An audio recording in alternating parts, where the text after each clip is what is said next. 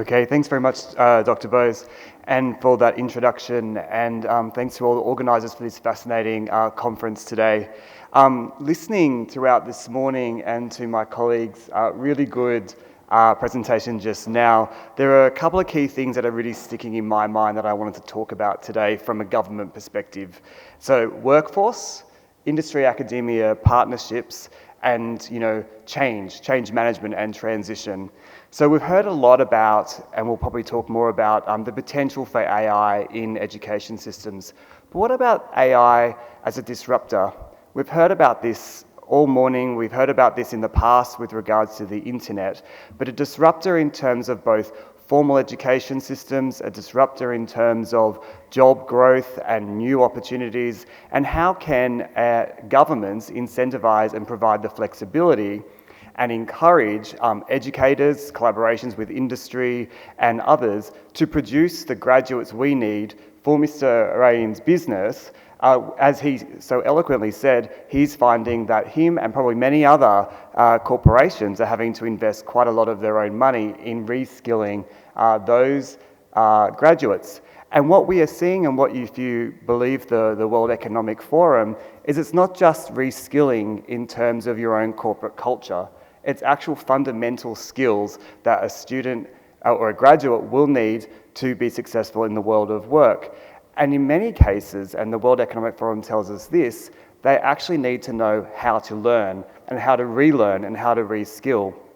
By 2025, the World Economic Forum estimated that around 50% of workers will need to reskill at some point. That's only 3 years away. Half of our workforce are going to need to reskill. Probably largely in part, or in large part, connected to AI and the changing nature of work. These are global challenges, and as Dr. Bose says, they've been exacerbated by the pandemic, or maybe even brought forward. These trends were long baked in around technological change, disruption in terms of workforce. We've all read, I'm sure, about estimations of mass unemployment from a few years ago. But what we've started to see is actually some more positivity towards the potential for AI as a contributor of economic growth.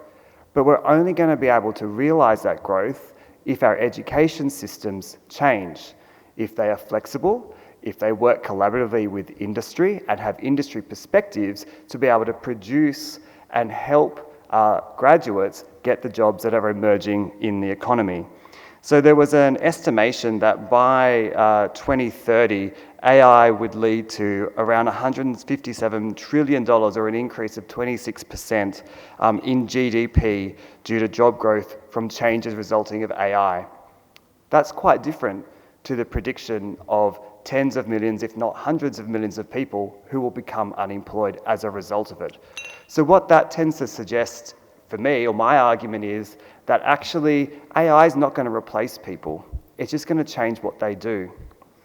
And if you look at skills shortages, as many countries around the world are experiencing, and it's not just like, for Australia, it's skills shortages in terms of the numbers of people. For India, and for other countries, it's around appropriately skilled people for the jobs that are in the economy and needing to be done. If you look at this, and a recent estimation in the Australian context is that around 42% in technical fields, there is a skills gap of 42% in Australia in technical fields, which means that as a smaller country, we need to look externally, we need to look globally, we need to look for partners like India with who we can learn from and work with collaboratively to solve these global challenges. So we've talked a lot about technology, data, computers, and the change arising from that. But the other key area of skills shortage that maybe AI can have a role to play in assisting is around social or care careers, childcare, aged care, health services.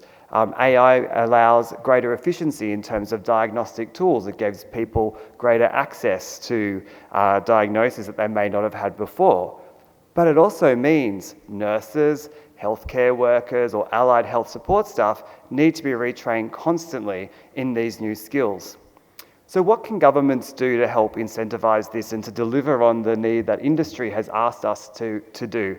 So yes, there is a clear role for educators, But as the NEP shows, and indeed in Australia, our current reforms and discussions around skills and bringing industry and academia closer show that this is a global issue. How do we recognise, or we should be recognising, I think, and in some cases we are, and in some of the reforms that the Indian government is undertaking under the NEP, a recognition of workplace learning or micro courses. I was really pleased the other week to be able to attend a new partnership between TCS and one of Australia's universities, Deakin University, who have just launched in workplace learning courses focused on machine learning and AI. And not just what is it, it's actually about like working with people in a company or in a corporation to manage change, to work with their staff, to identify needs. It's a really innovative new program, and it's a really good example, to my mind, of the potential for international collaboration and the ability for education systems where governments provide flexibility and encourage lifelong learning through recognition of non-traditional learning as a formal qualification, that some of these models can really flourish and grow. In addition to this, and I'll save some of my remarks for when we have questions, I've mentioned the role of qualifications, frameworks and integration of short bite-sized learning. How can you do that? We need to be able to skill up our teachers. We need systems that the government incentivises in our universities and our colleges that allows teachers with practical skills to have those skills recognised and encouraged towards teaching and training, particularly in areas like engineering and others where sometimes it's the doing and the practical skills that are more important than the theoretical skills that we sometimes are only teaching our graduates. So I've covered off those. The other area I just wanted to focus on just briefly, and to sort of commend the work that's happening in India as being quite groundbreaking around your new academic bank of credits that's being implemented to support your national higher education and skills qualifications frameworks. This is going to be world leading. From what I understand from the AIU and other Indian stakeholders, it's going to allow stackable credits from a variety of different learnings and different environments as part of a student's almost passport of learning over the terms of their career. This is really innovative, and I think this is the future. Micro courses, stackable credits, focused learning, recognition of people's practical skills, if not necessarily formal education, is going to be critical for us to encourage people more into the formal education system and to produce more job-ready graduates. So to summarise my perspective, I think the future for education needs to be about the learner and not just the mode of delivery. AI, yes, is a tool, but it is also a disruptor and an opportunity for governments and for policymakers to work more closely with industry and to create flexible education systems that really do meet the needs of the economy, which in the end will actually really contribute very strongly to the social development of individuals as well. This all sounds probably fairly lofty, but there are very practical ways in which this can be done. We're seeing this as part of the NEP implementation from the Indian government. Our skills reforms in Australia, reforming and establishing industry clusters that work between education, government and industry to develop what we call training packages, essentially curricula, is being implemented in response to the fact that for about 30 years, our industry-informed training system has become too complex. And so we're not adjusting at the rate of speed of change that you need now with the new jobs driven by this revolution in AI and in industry. So my final reflections are, it's about a partnership. We have to look internationally, we have to operate globally, and a cooperative relationship between industry and academia is really key. Thank you.